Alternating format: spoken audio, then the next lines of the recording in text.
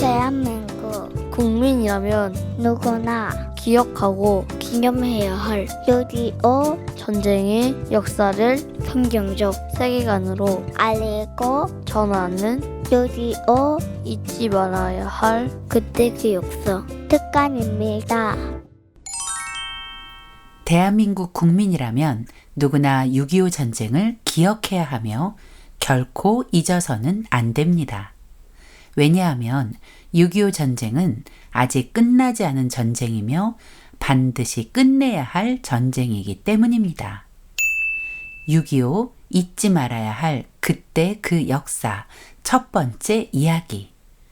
북한의 남침에서 대한민국을 구한 세 번의 기적, 우연이 아니다. 대한민국 건국 이래 가장 큰 비극이었던 6.25 전쟁은 1950년 6월 25일 일요일 새벽 소련의 지원을 받은 북한 공산군의 기습 남침으로 시작되었습니다. 당시 북한은 소련의 막대한 지원 아래 압도적인 군사력을 갖추고 있었습니다.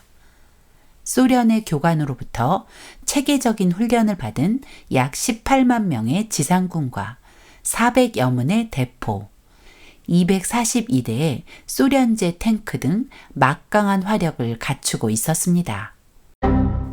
반면 남한의 군사력은 매우 열악한 상태였습니다.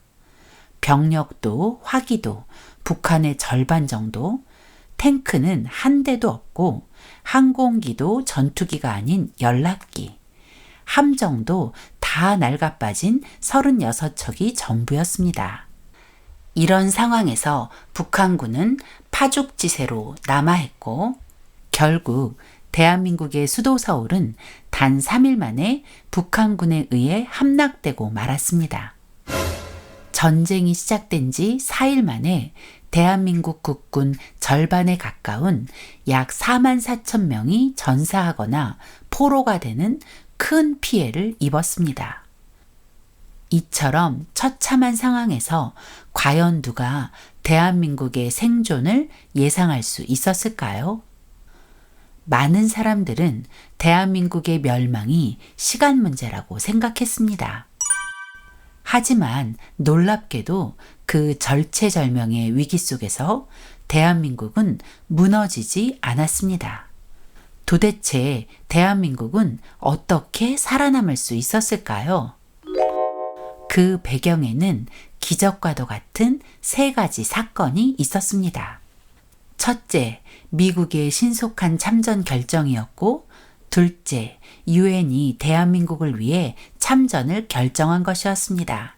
그리고 셋째는 북한 공산군이 서울을 점령한 뒤 약 일주일 동안 서울에 머물며 지체한 것입니다. 지금부터 이 사건들이 왜 기적과 같은 일이었는지, 또 어떻게 대한민국을 구한 중요한 열쇠가 되었는지 살펴보겠습니다. 대한민국을 위기에서 건져낸 첫 번째 열쇠는 트루먼 미국 대통령의 신속한 미군 참전 결정이었습니다. 6.25 전쟁이 발발한 당시에는 한미 상호 방위 조약이 체결되기 전이었기 때문에 미국이 이 전쟁에 반드시 참전해야 할 이유가 없었습니다. 더구나 6.25 전쟁이 발발할 당시 미군은 이미 대한민국에서 철수한 상태였습니다. 왜냐하면 1947년 11월 14일 유엔이 남북 단일선거 실시를 결의하면서 선거 이후 대한민국이 합법정부를 구성하면 모든 외국 군대가 한반도에서 철수해야 한다는 결정에 따라 1949년 6월 29일 군사고문단 475명만 남겨두고 대한민국에서 철수한 것입니다. 미군이 철수하면 대한민국의 안보는 무너진다며 강하게 반대하는 이승만 대통령의 호소에도 불구하고 말이죠. 설상가상으로 미군이 철수하고 약 6개월 후인 1950년 1월 12일 미국 국무장관 딘 에치스는 미국의 극동 방위선 에치슨 라인을 선포했습니다. 에치슨 라인은 소련과 중국의 공산화 확장을 저지하기 위해 알래스카, 알류샨 열도, 일본, 오키나와, 필리핀을 연결하는 미국의 극동 방어선으로 만약 소련이나 중국이 이 방어선에 포함된 국가를 공격할 경우 미국이 직접 나서서 방어하겠다는 선언이었습니다.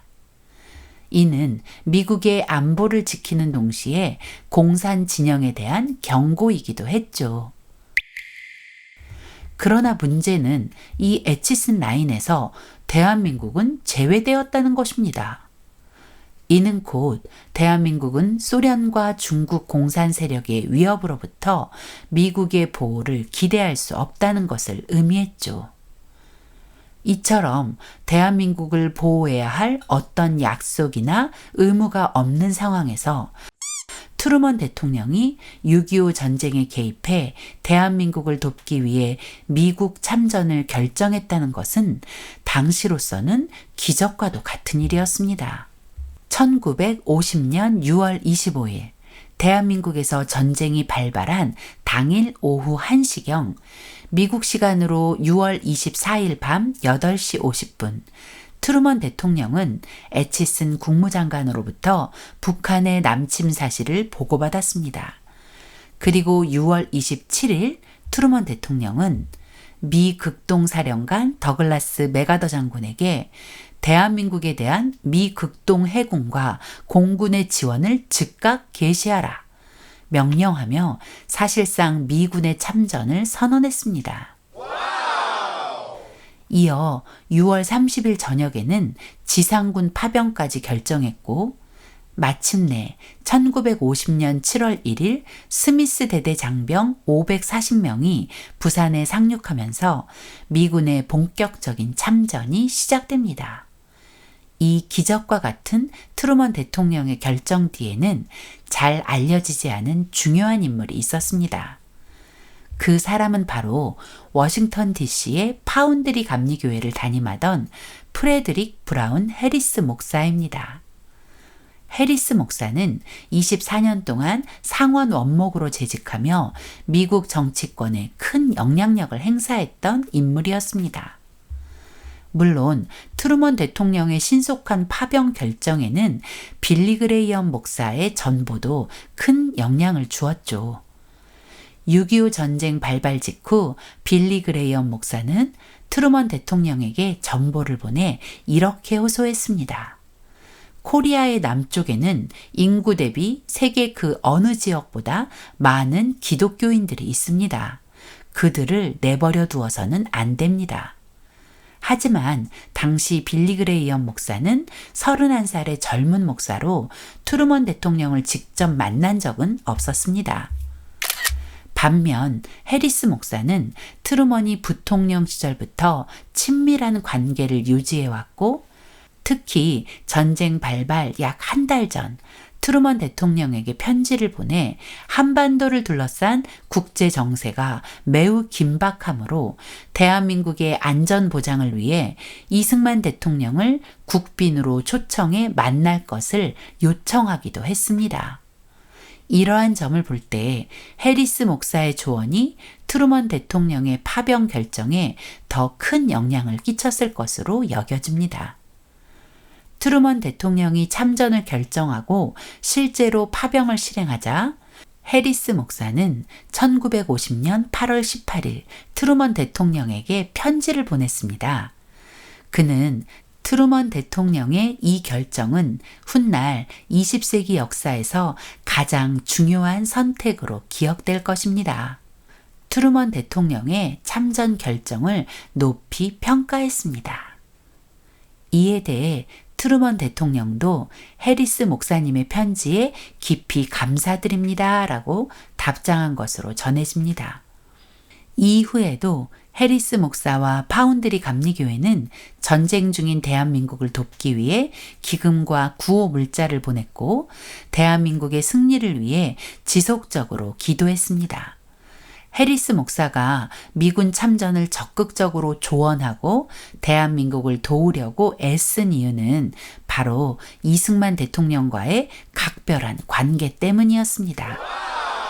해리스 목사는 1954년 7월 이승만 대통령이 미국 국빈 방문차 워싱턴 DC에 도착했을 때 비행기에까지 올라 이승만 대통령을 영접할 만큼 각별한 사이였습니다. 이승만 대통령 역시 착륙 직후에 가진 기자회견에서 해리스 목사를 가리켜 나의 목사님 해리스라는 표현을 할 정도로 깊은 신뢰와 우정을 보여주었습니다. 방미 기간 중이었던 8월 1일 이승만 대통령은 파운드리 교회 예배에 참석했을 때 해리스 목사와의 오랜 인연을 이렇게 말했습니다.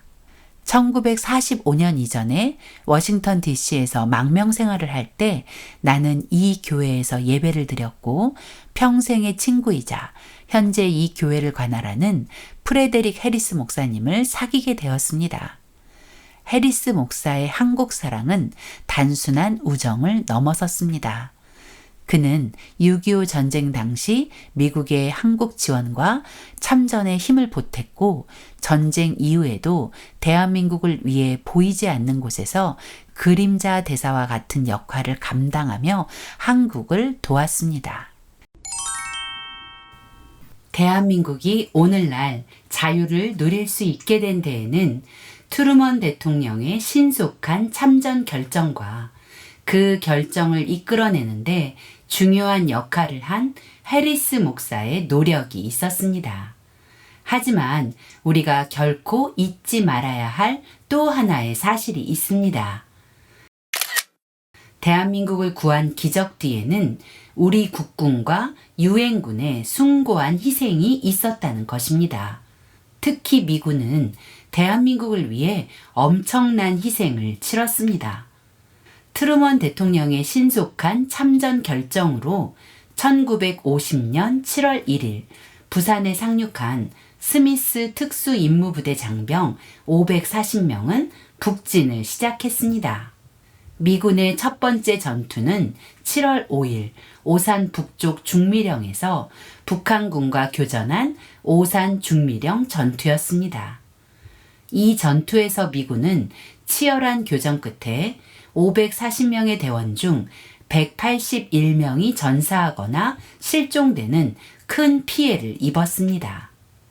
비록 미군이 패배의 쓴잔을 마셔야 했지만 스미스 부대의 고귀한 희생 덕분에 국군과 유엔군은 낙동강 방어선을 구축하고 반격을 준비할 수 있는 소중한 시간을 벌 수 있었습니다.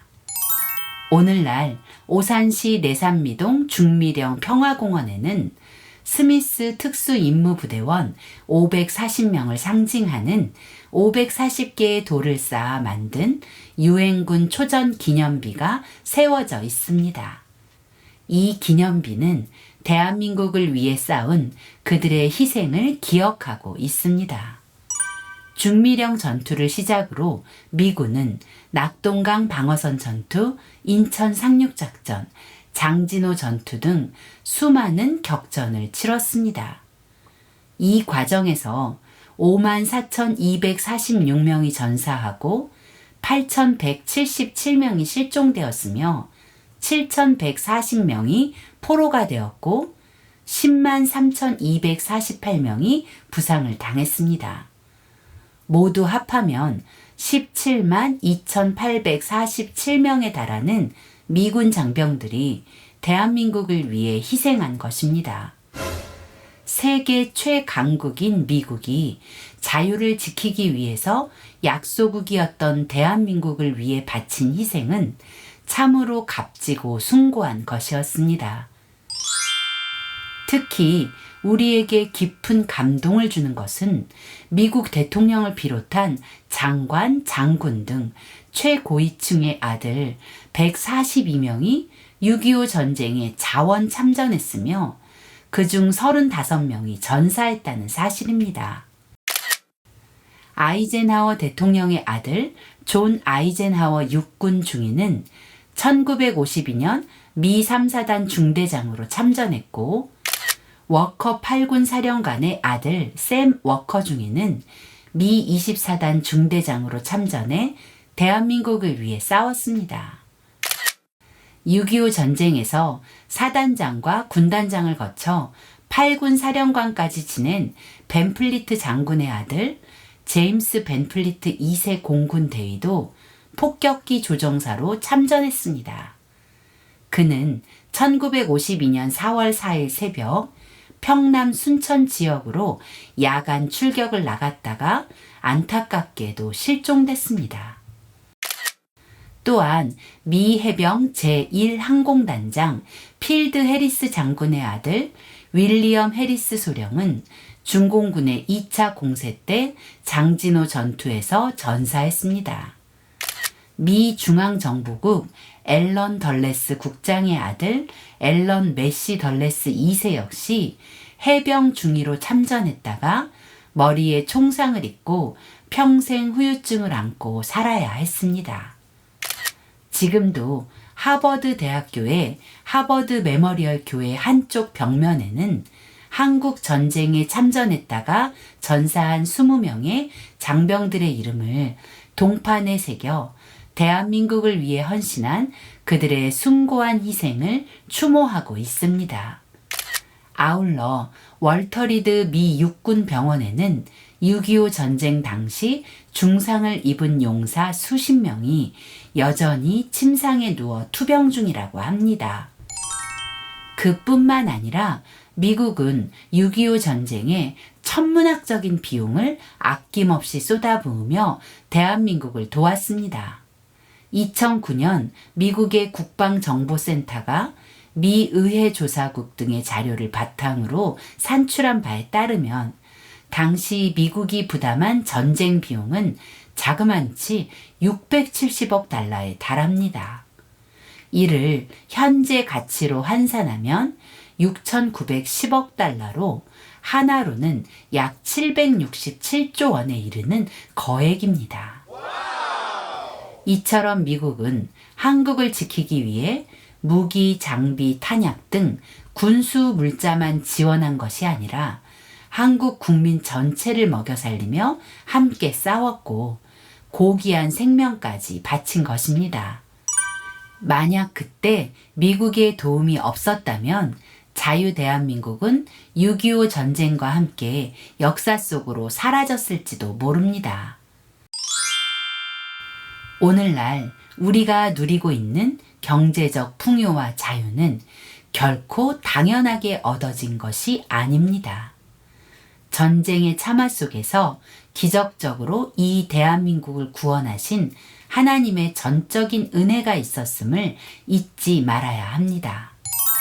이와 더불어 목숨을 바쳐 대한민국을 지켜낸 국군과 유엔 장병들의 숭고한 희생 역시 우리 가슴 속에 영원히 기억되어야 할 것입니다.